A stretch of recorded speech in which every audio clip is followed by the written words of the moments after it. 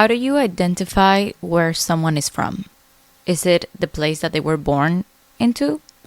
Because I don't know if you know about Luis Miguel, but he was born, I think, in Puerto Rico and he claims himself as Mexican. Is it the place that you were raised at? Because what if I was born in Switzerland, but I was raised in Ecuador my whole life and I have the culture from there? Or is it the blood that you have? What if both of your parents are from France and you were born in Colombia? Your parents have French blood. Does that make you French? But you don't know any French. So how do you dictate where someone is from? Or is it all of the above and everything in between? Let's talk about it. Hello, everyone. Welcome to One More Mile podcast. I am Paula and I'm your host. Today is my first episode on the new home, hence why the lighting is really bad. I hope the audio is good or as good as it could get, but the lighting I'm still trying to figure out, even though I have better lighting in this house, but it's just taking me time to adjust and organize everything. Today I'm gonna talk about a topic that I'm really passionate about, and it's about being Latina, being Latino, especially in the US, being Hispanic, and how to navigate that, and the difference between Latinos born and raised in Latin America, Latinos born in the US, people that came here, first generation people, everything in between. We're going to talk about it. And I figured about this topic because when I was dating my husband, he told me that he had a type. He was like, "Oh, I love Latinas. I have a type." And I'm like, "Okay, where are the Latinas that you were dating from? Like, are they from Ecuador as me or same as me or from other places?" And he was like, "No, one of them is from Connecticut. The other one was from like Queens. And the other one was from like Brooklyn, whatever. I can't even remember." And I'm like, it was the first time that I got to the States. I was 1 month in. I'm like, that's not Latino. Like, Latino means you're from Latin America, not from Connecticut. That's literally not a Latino person. And he's like, "No, I mean, well, yeah, I used to date Latinas, but I guess you're my first purebred Latina." I just think that's funny. And that's stuck in my mind. And I feel like growing up in Latin America, we were I said we as all of the Latinos in Latin America, we are very harsh on Latinos from the US.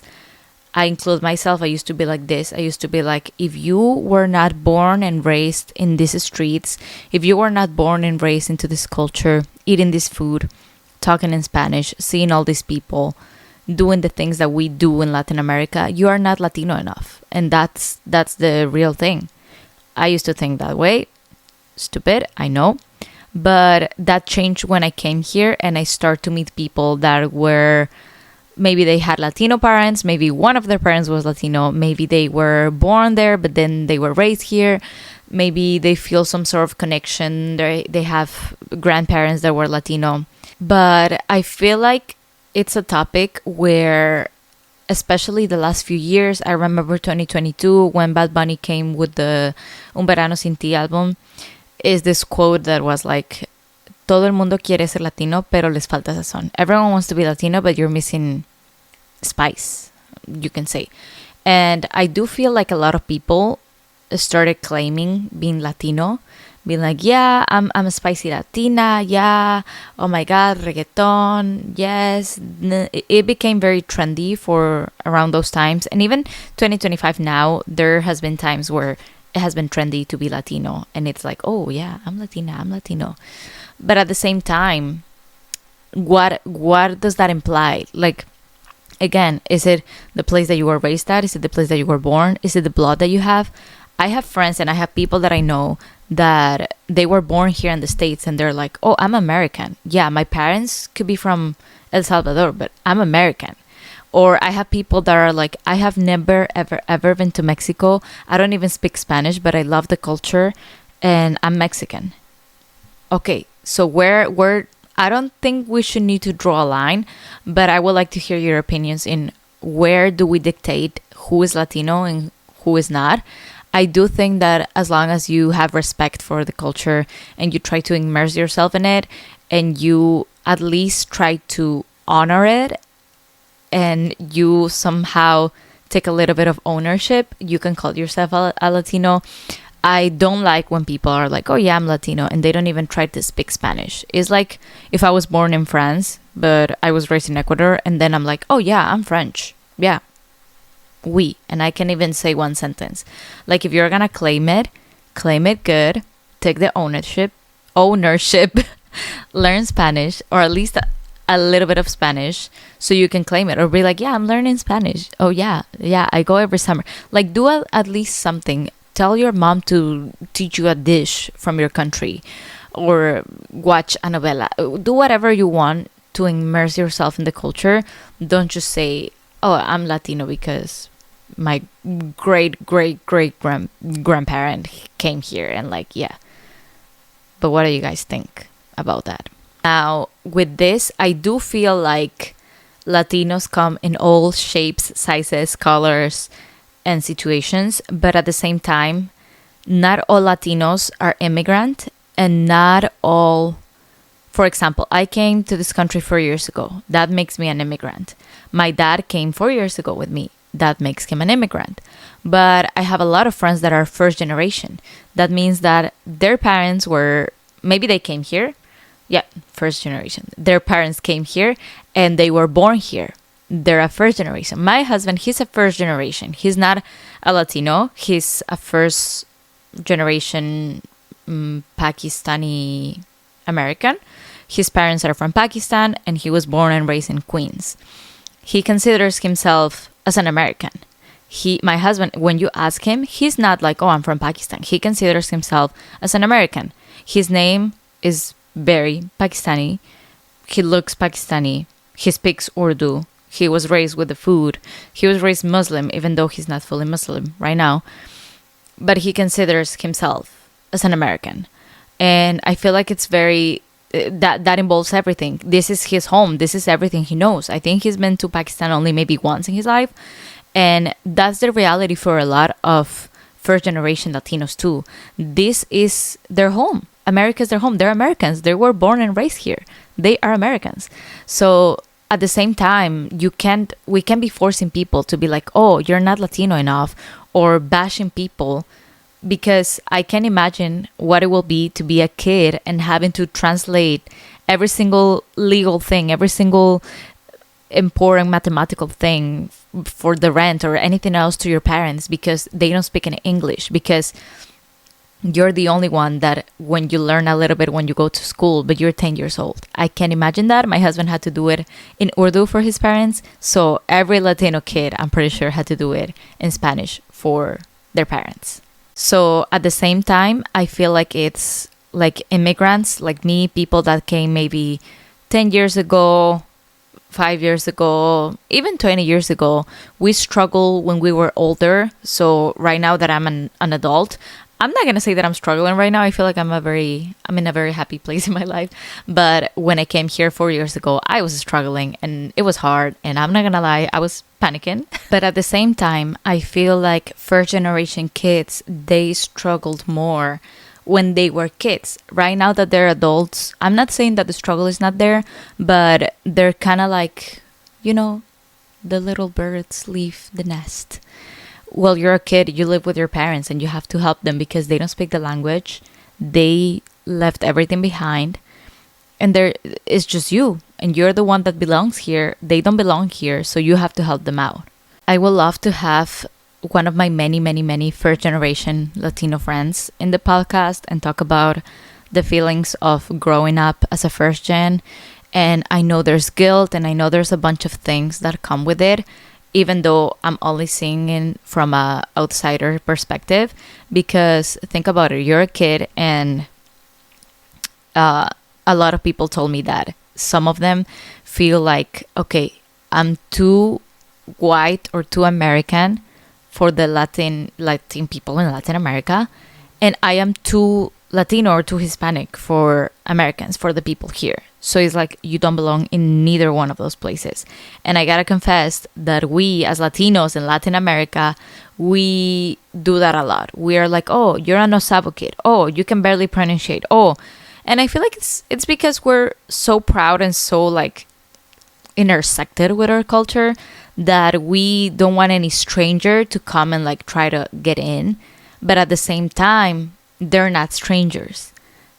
I can't imagine, like, I was raised with my mom and my dad, and they talk to me in Spanish. They cook Ecuadorian dishes, and it was probably the same for my friends that live here. So I can imagine someone telling you like, "No, you don't belong here. No, this is not your culture." When in your house is the only thing that you did, but then you go outside, and then it's a whole thing that I'm very fascinated about, and I think it's just like people should do thesis and like do this a really really really good research because it's amazing. But if you're a first gen Latino, let me know in the comments everything because I want to know.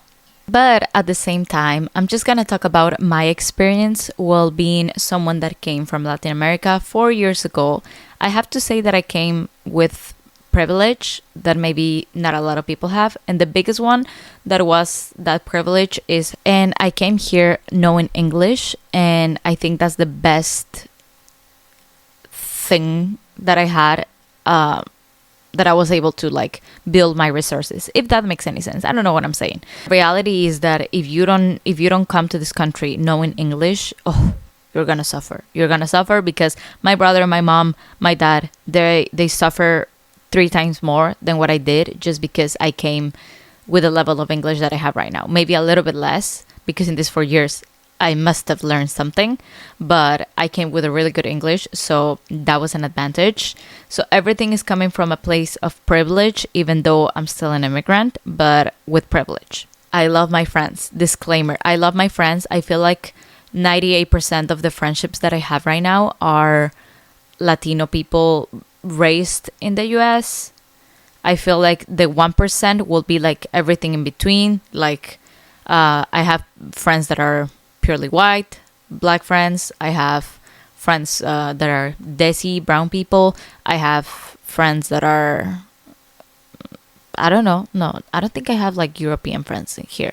I mean, I do have, but I don't know if they live in New York. And the other 1% will be friends that are same as me, that are immigrants that came from Latin America. And yeah, I feel like as much as I love my 98% group of friends that they were born and raised here, but they have Latino parents and they're Latinos. I do see kind of like some differences. I'm not saying that we don't click. We click and we vibe. And honestly, I've come to a place where I feel like I'm in home. Like I feel like I'm with my friends at home, and I kind of like created this dual personality where when I'm back in Ecuador, I can be the same that I was with my friends in Ecuador. And when I'm here, I can be with my friends in here. And I feel like it's two different personas. And it will be so funny if my friends from Ecuador will see me with my friends here. And if my friends from here will see me with my friends in Ecuador. I feel like it's like, what, you're a hypocrite. You're playing. But I'm not playing. It's just 2 points in my life that I kind of like split my life in between. But when I'm with my friends here, especially right now, let's say I'm running, and there's things where they're like, oh yeah, when I was in high school, I used to do cross country and track, and I was in the track team, blah, blah, blah. And I'm like, what? The first time that I heard cross country, I was like, what's that? I had no idea. Just the school system is so different in the US than in Latin America that in Ecuador, we only had like my education, like fitness education, was my gym teacher making the girls do Zumba and making the boys play soccer. That was it. We had no cross country. We had no. Maybe that was Ecuador, and maybe in Latin America is different, like in other countries from Latin America. But just in that, I'm like, same things as, for example, music that we grew up listening to. There's songs, like there's bands that not a lot of Latinos here know that are so popular in Latin America. I know RBD is like huge here too because they came and they sold Madison Square Garden. But for example, Rake, Camila, Sin Bandera, I know I have Latino friends born and raised here that know them, but not a lot of people. Like their concerts, when they come here, it's going to be full of immigrants. It's going to be full of people that came here, not people that was born and raised here. There are going to be a few, but it's not going to be the majority. So sometimes when I'm talking about like shows that I used to watch, my friends will be like, what is that? For example, Patito Feo, Floricienta, Isateca Más, Mi Pequeña Mamá, Rebelde Way, El Chavo, Rebelde, La Familia Peluche. All of those things. Or Televisa Presenta. I'm not even from Mexico, but Televisa Presenta was so big in all Latin America that it's just in here. I tell my friends like Televisa Presenta, and they're like, what's Televisa? What do you mean, what's Televisa? What do you mean? Or the fact that all of the Disney movies or SpongeBob or any cartoons, Shrek. How are you gonna tell me that you watch Shrek in English? Eugenio Derbez and the work that he did with Donkey, you have to watch it in Spanish. Like, it's just, you're not gonna let me lie. So I feel like there's a few things here and there, candies that we used to try, stuff like that, that it does make you feel like, okay, even though we speak the same language, even though we vibe the same, even though our parents look the same and we grew up with the same food, it's different. It is different because it's just different. Ojo, I'm not saying that different is bad. I'm just saying that it's different. It doesn't have to be bad. I feel like differences, you can learn a lot from other people, and learning is power, but it's just different. Again, I'm repeating myself in this topic, but I do feel like Latinos from Latin America are so much more mean to Latinos born and raised in the US for the same factor of like, oh, you're an Osavo kid. Oh, you've never been to this country. Oh, you've never done this and that and that and that. Rather than the Latinos born and raised in the US that I've met, every single one of them is very welcoming. Every single one of them is like, oh, maybe you don't speak a lot of English. Listen, I might not have the best pronunciation in Spanish, but I can speak in Spanish until you learn English. Like, they're very accommodating. They're not gonna bash you. If anything, they're gonna ask you, oh, like, how was it over there? Oh, like, how is it? Oh, like, yeah, on my vacation I went to visit there, and my mom is from here and my dad is from here. Like, they get excited to talk about their culture.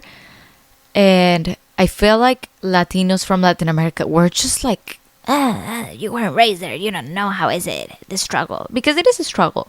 Being raised in Latin America is an experience that, like, just the memes, like the memes the memes is just so funny. I loved the place that I grew up. But it is a struggle, but we're just mean with other people that didn't had the struggle. Why are we mean?